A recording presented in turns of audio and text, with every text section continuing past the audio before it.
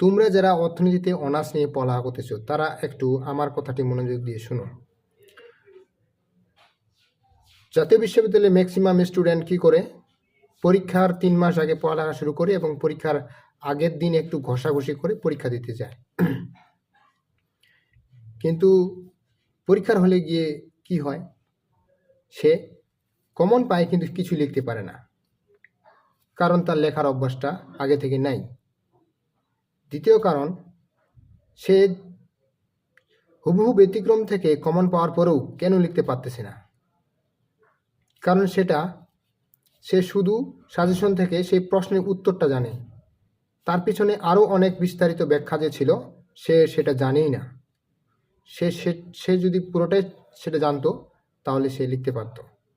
তো আমার পরামর্শ হলো, তোমরা যারা অর্থনীতি নিয়ে পড়তেছো, পড়ালেখা করতে চাচ্ছ, সামষ্টিক এবং ব্যষ্টিক এই দুই অর্থনীতিকে কখনোই তোমরা অবহেলা করবে না।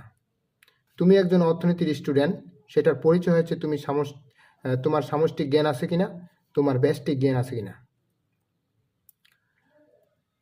এটা না জানলে তুমি কোনো জায়গায় তুমি অর্থনীতি ডিপার্টমেন্টের স্টুডেন্ট হিসেবে নিজেকে ব্যক্ত করতেই পারবে না। তো সাজেশন ভিত্তিক পড়ালেখা না করে অন্তত সামষ্টিক এবং ব্যষ্টিকের ক্ষেত্রে তোমরা একটু মূল বই ঘাটে দেখবা, তাহলে তোমাদের পরীক্ষায় আর সমস্যা হবে না। মূলত আমার বেলায় এই সমস্যাটা হয়েছে।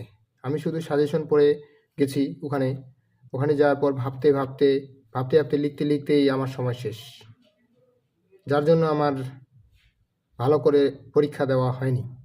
আফসোস করতেছি, এই আফসোসটা যেন তোমাদের না হয় তাই তোমাদের বলতেছি যে মূল বই অবশ্যই তোমরা সামষ্টিক এবং ব্যষ্টিকের ক্ষেত্রে খুলে দেখবা। নমস্কার।